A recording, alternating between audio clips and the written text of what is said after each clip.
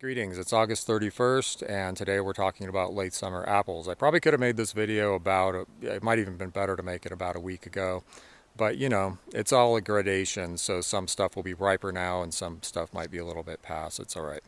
And at the end of the video, I'm going to tell you about a cook test, basically a pie test that I did between two of my seedlings and what I kind of have considered to be the benchmark late summer cooking apple, Kerry Pippin.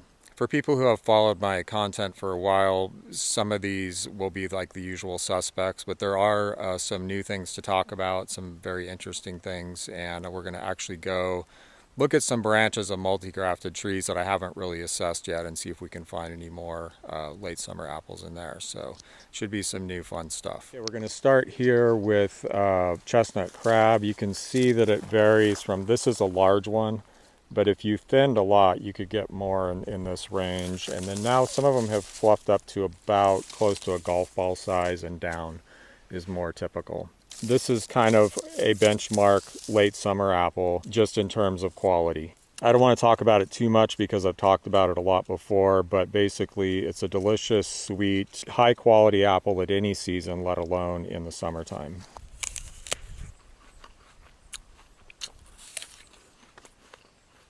Yeah, I would say bright, fairly complex flavor.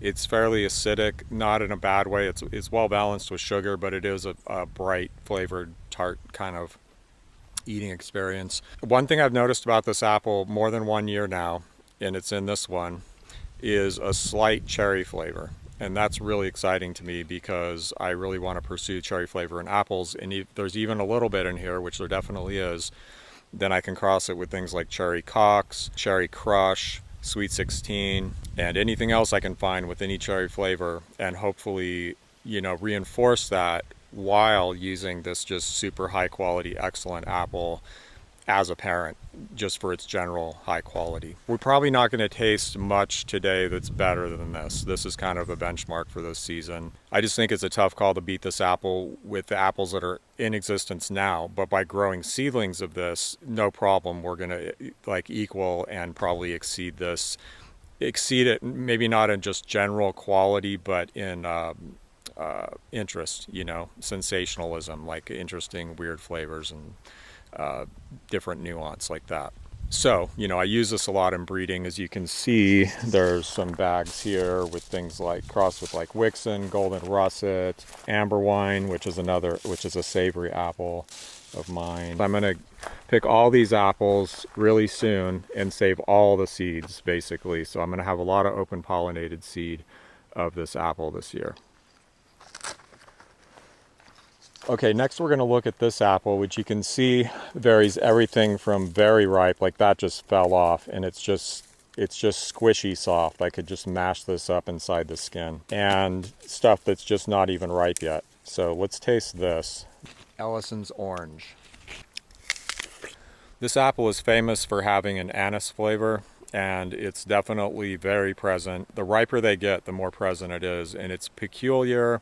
The apple is also bitter. Overall, the taste is kind of thin aside from that. I don't like this apple. Mixing one or two of these into a pie blended in is probably best use, basically. But it's quite a soft apple, not particularly exciting. If you wanted to pursue that anise flavor, I mean, you couldn't get a better parent than this. It is just really, really strong. TRAILMAN. TRAILMAN is a very hardy crab that people grow like up in Alaska and stuff. Very juicy. Overall, it's not exciting to me. It has a very clear kind of bright flavor, but there's not a lot of flavor. There's not a lot of aromatics. It always seems, here at least, it always seems to have like a thin presentation. Texture is interesting. It can be really crispy, and it's very, very fine grained. When it's crisp, it's a fun, nice texture. I don't know what this is like in other climates, but I do think it has potential for breeding more interesting crabs, crossing it with things like chestnut crab, which I did this year, trying to get more richness into it. So, you know, chestnut should do that. VIXEN, which I crossed it with this year, cherub, golden russet. I made all those crosses this year toward the end of just adding some richness and character to this because I find that it's a little bit thin. Worthy of mention here, even though it's not quite ready, is Molly's Delicious. Molly's Delicious has quite a rich flavor. It's a very interesting apple. I think it's worth grafting and trying out from what I've tasted so far. Yeah, not quite there. So this is Kerry Pippin, and these are probably just overripe, but we'll check one out here. So this is another apple with an anise flavor. Again, I think its main use is in cooking. This is overripe, so we're going to go to the other tree and see if we can find a little bit better specimen. We're definitely on the tail end with this apple. We're going to stop here at what I have labeled as Billy's Honeycrisp. So this is a Honeycrisp seedling. If anyone follows Mr. Chickadee on YouTube, and if not, you should. He's amazing. My friend over in Kentucky, he got this from his neighbor who planted a Honeycrisp seed and got this apple. I'm still figuring out the season on this apple, but this one actually fell off the tree. So it could have been, you know, pecked by a bird and knocked off, but I've actually tasted some of these is maybe around a week ago or so, close to ripe and pretty interesting. It's quite large. It has this strange sort of blocky but cone-shaped appearance, red striping. I'm pretty sure this is a cross between Red Delicious and Honeycrisp because of the flavor and the appearance, right? It's cone-shaped. Like if you just straighten this up a little bit and made it slightly less blocky, it could be a Red Delicious.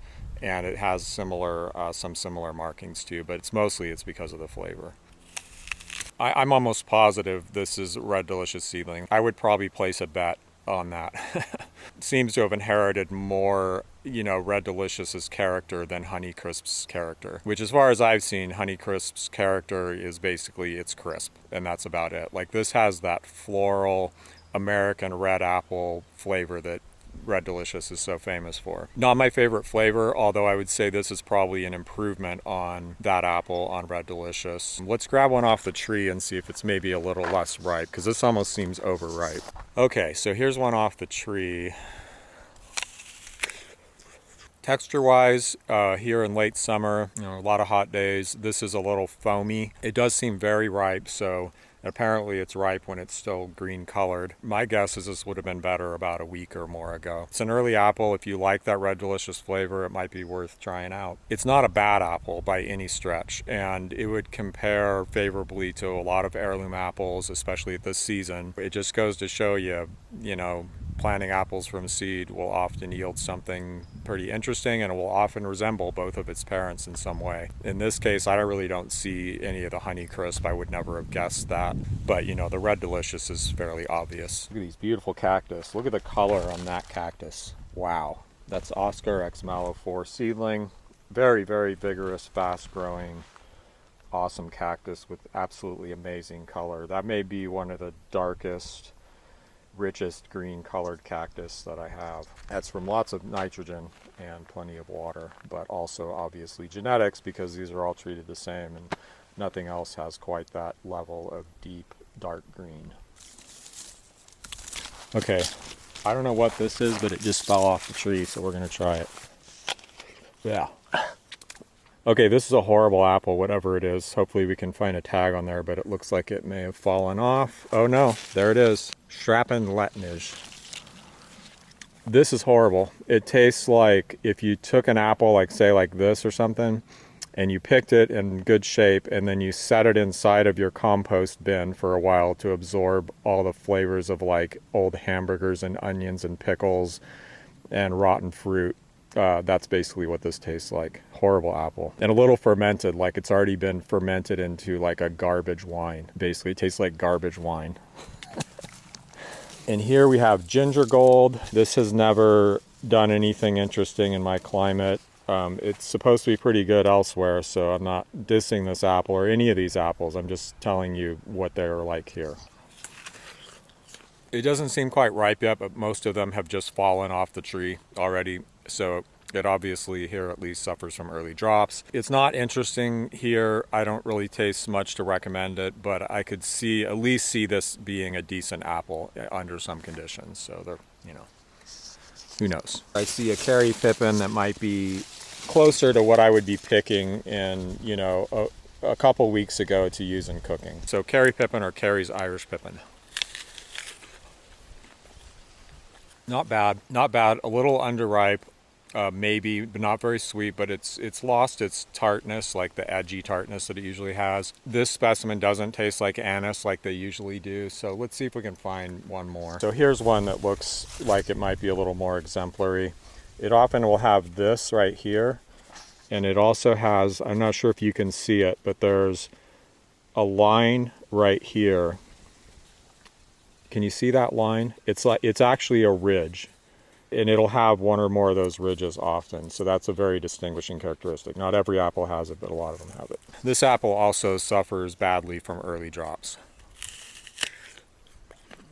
Again, you know, this is lacking that anise flavor. I've tasted a bunch of these this year off this tree, and they had that flavor, so I don't know what's up with that. It's hard, it's relatively acidic, not super sweet, not super flavorful, although it is maybe a little bit richer than your average summer apple, and I think that's its reputation in general. But again, this is from Ireland, growing in hot, sunny, dry California, so what can you expect? You know, it's probably not at its best. We're gonna look at these multi-grafted trees where I've put, you know, worked on a lot of different apples. Mostly were sent to me by Chris Hamanix because he has access to thousands and thousands of varieties. We're just gonna look for stuff that might be ripe. So this one here, I actually called him to find out what this was, and he had a recommendation, and when I looked it up, I thought, yeah, there's a good chance that is that apple, and then I forgot the name. So if I get around to calling him or, you know, asking him what this is, in fact, I'm going to text him right now. So by the end of this video, maybe we'll have the answer. I'm shooting an early apple vid right now. Forgot the name of that early red apple I asked you about recently. There's some more of them there. We'll go take a look at them in a minute. I was eating them as early as like 3 or 4 weeks ago, but I think they're probably closer to actually ready now. Okay, so the good is that it's very crisp. Like for this time of year, this is an exceptionally crisp apple. It has remained crisp and in eating condition over a long period of time. The bad news is it doesn't have hardly any flavor. It's very juicy too, so that's good. But the flavor is just lacking. But to me, this is a canvas, right? For breeding, this is a canvas because it's very difficult to find that crisp. I know of no other apple in this season that has that crispy, juicy, easy to eat texture. So if we take something like chestnut crab or sweet 16 or any number of, you know, very flavorful apples, VIXEN, and inject it into this apple, we could end up with something really special. And that's what's great about building off of the successes of modern breeders. This is definitely a modern apple. This is not, I would be super, super surprised if this is an heirloom because of that texture. We can take advantage of all that, right? We can take advantage of it and take those genetics forward and just start injecting the traits we want and trying to keep the traits we want. Yeah, so the texture is actually pretty coarse, but it's very crisp. Here, listen. And it just kind of crushes up really easy in your mouth and just lets off like a ton of juice. So very interesting texture. Definitely going to be making some crosses with this, whatever it is. It's a very blocky, odd shaped apple. And that's what Chris asked me when I asked him what it was. He said, oh, is it really kind of blocky shaped and red? And he's like, oh yeah, it's probably this. And then I looked it up and then promptly forgot the name. Here's a very peculiar one right here. It's extremely lumpy, like just really, I hope you can catch that, but it's very uneven. It almost looks like a quince. So it's Zaychuk. And I can tell you this does not taste like a quince. Zaychuk. So the first things I noticed, besides that weird lumpy texture, is that it's all sugar and no acid. I mean, it tastes like there's almost no acid in this apple at all. It has a peculiar aromatic flavor that I keep wanting to say banana. It tastes very familiar. It tastes like a particular summer fruit, and I'm just not quite placing it. It's not banana. Anyway, is it good? No. It appears to be very productive. I don't think it probably even has a high sugar content. It's just that there's no acid to it, so it tastes pretty sweet. So best, I would say, you know, in this condition right now, it could be useful for like juice or processing of some kind. Okay, here's an early apple called Hollow Log. It seems like some of the apples are overripe and some of them aren't ripe yet. This doesn't look ripe. I mean, I could eat that, but it's a lot less ripe than I would prefer. Not seeing much potential there. We're gonna pick this Williams Pride. which is very late. Like it should be, most of them are already ripened and gone. Well, this one's real weird. It's kind of not ripe, but ripe. It's just a weird late specimen. Yeah, these late specimens are just kind of weird. They're not really overripe, but they haven't improved, I would say. They're kind of odd, a little foamy textured, but worth eating still. Okay, what else we got here? So here's another multi-grafted tree. Like this branch probably has 30 varieties on it. This one almost looks like it could be ripe, so we'll try it out. There's some pink flesh going there. Kind of an interesting complex flavor. Almost a hint of like vanilla-like candy flavor. It says TangoWine. I would say this isn't something I really want to eat. Maybe some potential for breeding, given the red flesh and kind of a complex flavor. A lot of faults too. It's bitter, not tannic, bitter. Some weird flavors in there. It's something I'd want to grow and eat. No thanks. Maybe these ones that are still on there will improve though. This looks potentially ripe, and that just came right off. So we're gonna try that. And it is Sweet Tango. Not crazy about the flavor. Maybe I shouldn't be surprised, since this is a modern introduction for commercial use, that it tastes like kind of a pretty generic grocery store apple. Texture isn't great. All this should be qualified with in my climate. You know, it's what it's like in my climate this year even. This one, the texture is better, but it's not quite ripe all the way. And again, the flavor is just kind of pedestrian, classic apple, grocery store apple flavor or something, I guess is what they call it. By the way, is this normal? This is Honeycrisp. Is that it? Does it usually look this bad? This is like looking at the leaves, probably the least healthy looking apple in the entire orchard is this one graft of Honeycrisp, and it's never produced anything. This is an apple called Dorset Golden, which has extremely low chill, so it actually originated in the Caribbean, I think. People grow it because of that. I don't know otherwise what it's supposed to taste like or anything, but we'll try this one even though it looks a little underripe. It doesn't really taste underripe. It tastes pretty ripe. The texture's not good. It's fairly soft. It's not really mealy yet, but it's on its way. The flavor is nice, actually. I like the flavor. If you could have this flavor in a crisp apple, it's not super complex or super interesting, but it's good. Maybe worth eating flavor-wise. Otherwise, not really. Okay, here's the famous Gravenstein. Maybe this one, the bird's peck, will be ripe enough. Very tart still. Ripe enough for cooking, but it's definitely not there for eating yet. Headed down into the trial rows to try a couple of early seedlings, and then we're done. So here's a really peculiar apple that has this sort of star shape to it. It's a very interesting looking apple. It reminds me of lady apple, which is a very, very old apple that has this sort of star shape to it. This apple is not quite as consistent or pronounced, but it is there. So far it doesn't seem very interesting, although it has some pink flesh. That's mealy already. See this one? You see that like 5-pointed star shape? See, that one has it too. I could see keeping this apple around just in case I want that genetic later combination of like the star shape and the red flesh together. I mean, I could make a really interesting apple someday, but as far as that as an apple that's useful right now, it's not good. So this is Williams Pride X Vixen 15-2. It suffers from early drops. You know, I could come out here almost every day and pick up more apples that have fallen off the tree. It seems to be pretty much unblemished as far as like scab goes, but it's hard to tell because this row out here is more in the open, and it just doesn't seem to get a lot of scab. So, you know, I don't know, but Williams Pride is scab resistant, so I'm still hopeful that this is going to be scab resistant as well. So this is a very tart, firm apple. The whole presentation is a little bit thin, which is typical of summer apples. The flavor that there is fairly kind of fruity and complex and interesting. So I find the flavor more interesting than Kerry Pippin's flavor, but I just wish there were more of it and it was a little bit richer apple. But when I've tasted this in the past, I thought, well, this might make a good summer cooking apple because it's fairly tart and it does have pretty interesting flavor and it's very firm. And that has turned out to be the case, which I'll talk about in a minute. But we're going to check out another one over here. There's one there. So this is Twang, and there's another one. So there's a couple left on here. Oh, there's quite a few. There's more back there. All right, so there's two of these that one looks quite a bit riper. This has a long ripening season, so I could have been cooking with this 2 or even 3 weeks ago, I think, quite a while ago. I just noticed that it ripens over a really long season and it changes character a lot, and usually the latest ones are the best ones. Today here I picked one that's obviously less ripe and one that's obviously more ripe, so we're gonna try both of them. Really nice color on this apple. It has a very reddish pink, but kind of bright color. Very nice. Firm, acidic, twangy.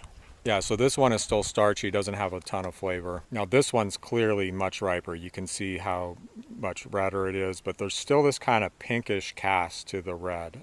It's a very pretty colored apple and it polishes up good. That's soft. Yeah, much better flavor though. There's something peculiar about the flavor that makes it not very edible out of hand. It's a little bit bitter, that's part of it. And there's something else going on that's just weird. But when I've cooked with this, that doesn't translate into cooking, and we'll talk about that in a minute. But we just managed to find, one that was not ripe enough and one that was overripe. So let's see. Yeah, this looks more like right where they should be, actually. Let's polish this up real quick so you can see what a looker it can be. Kind of similar to Pink Lady in that kind of, pinkish cast. This may just look more red to you on camera, but there's a certain quality to it that's different than the standard red apple. Okay, still firm, still pretty crisp, still tart, but with more flavor. I don't normally see scab on this apple yet, so I'm hopeful that it's gonna be scab resistant. In fact, I'd pretty much almost bet on it, almost. Again, when I eat this apple, I'm not like, there's just a slightly peculiar flavor to it, so I'm thinking, more for cooking. It's got the firmness, it's got the acidity, it's got quite a bit of interesting flavor, especially for this time of year. But is it something I want to eat out of hand, really? It really isn't. Okay, this one is Williams Pride X Vixen 15-3. Seems like it's just maybe starting to get ripe right now. Let's try this one. Okay. Oh, that's really hard. So 15-3 is going to be early September, probably not late August. It's very, very hard, almost woody, more like a pressing apple, like cider. But it may press out really, really good with this woody flesh, similar to sugarwood. So if you wanted an early version of sugarwood, maybe you could cross this together. But again, similar flavor to those other two. There's not a ton of it, but it's fairly complex, and I'm assuming that flavor is going to develop more, because last year I remember this apple being somewhat promising. So we'll see. Now this apple ripened in late August last year. Very promising. I'm actually pretty excited about this one. Small cone shaped apple, a cross between Wixen and Sweet 16. I just don't think we're going to find anything that's even worth an early taste here. So I was really hoping it would be an August apple, because again, there just aren't that many good apples at this time of year, but it looks like it's going to settle into more of a early to mid-September apple is my guess. So really, if I went through all the other apples out here, I'm not going to find any more early apples. I mean, I've already tasted most of them, so I know because of that, but it's the parents, These are Williams Pride crosses, and it's an early apple, and so it produced several early progeny. Let's talk about what was worth talking about today in late summer apples. So chestnut crab, that's the benchmark. Delicious, rich flavor, bright, good at any season, great apple. That's our standard. Of course, there's many apples that I don't have. And again, always with the caveat, your mileage may vary, and this is in my climate. So this apple, which let's see if Chris Homanix has written us back yet. Nope. Yeah, so he told me the name of this over the phone, and I didn't write it down. I thought I'd remember it, but well, I'll find out probably by the time this video is published, and try to confirm. There it is.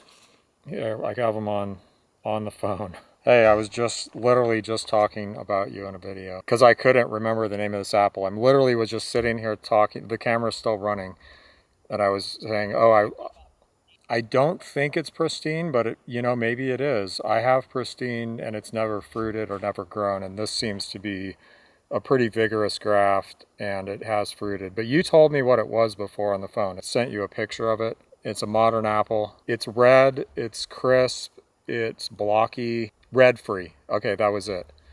Okay, I'm going to look that up again to make sure, but I think that might be what it is. No, not right now. I'll talk to you later. Thanks. Bye. Good timing, huh?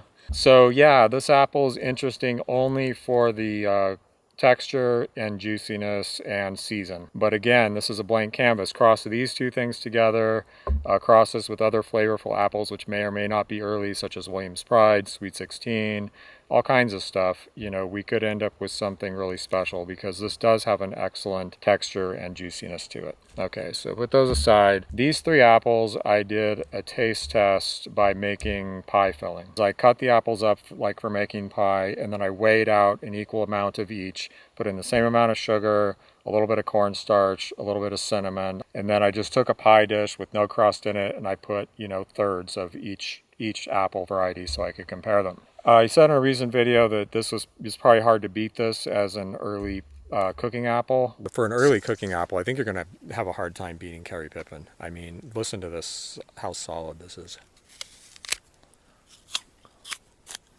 I mean, that is a firm, solid apple for July. Well, this was my favorite of the 3, and that was second, and that was third. First of all, both of these held their texture really well. So if you like that in a cooking apple, which most Americans do, these 2 are far superior. This basically turned into just soft mush. It had a different flavor. This is kind of more of a classic apple flavor, I guess, whereas these are a little bit more fruity and just a little bit different, you know. I like this one the best, but this was so close that honestly, if you fed me forkfuls of each alternately, I probably wouldn't be able to tell the difference. You know, they have the same parents and they were similar and had a similar texture, but for some reason I gravitated toward this one, which is Williams Pride X VIXEN 15-2. I may give this a name and release it. I mean, I'm kind of like, why not? At this point, I have a lot of apples here on the homestead. If I look at everything on the homestead right now and what I would cook with, well, honestly, I would probably make a blend, but I would lean mostly on these 2 apples right here. The other thing is that this apple, Twang, is a little bit earlier. So this is really at the end of the season, and this is kind of probably about the peak or almost the peak of this season. Kerry Pippin is more like pretty much right with Twang. So this one's very slightly later. Twang, I'm going to say, to me, it's not a good eating apple. It has a slightly peculiar flavor, a slight bit of bitterness. The flavor is there, but it's not really rich. When it's really ripe, it has a little bit of a richer, almost tropical kind of mixed fruit flavor. This is similar, but still kind of low in flavor. This may be a little, actually they're probably equal in tartness, and maybe all 3 of these might be equal in tartness. I want both of these available in late summer, mid to late summer actually, because this is more ripe, and like even there may have been specimens of this that were ready in early August. I can't remember for sure, but it has a very long season. I want all these available, and I want these 2 available much more than I want this available. Kerry Pippin is just not ever impressed me that much. I don't like eating it out of hand. I don't like the anise flavor. Now I don't think it's the greatest cooking apple ever. It probably would make a better sauce than a pie. But you know, if they were around, I would probably put in like 1/4 or less of Kerry Pippin just to round out and make the flavor profile more rounded, and I would lean more heavily on these 2. And maybe throw in 1 or 2 other things that just for interest, like the Ellison's orange for that strong anise flavor in a pie might be good. There's the bottom line. Possibly look forward to these being released this year. Why not? They seem pretty interesting. I want them growing. I want to be using them. They hold their shape in a pie. That's cool. There's a very good chance that they're going to be scab resistant. And this one's quite beautiful too. It takes a really good polish. This one, actually this, you know, I didn't polish this. So let's polish this up real quick. Yeah, that's quite a nice looking apple. And this is kind of an average size here. But they are smaller sometimes and they are bigger sometimes. And I would say out of the size-wise, this is going to be the largest, make the most large specimens out of all these 3. Late August apples for 2023.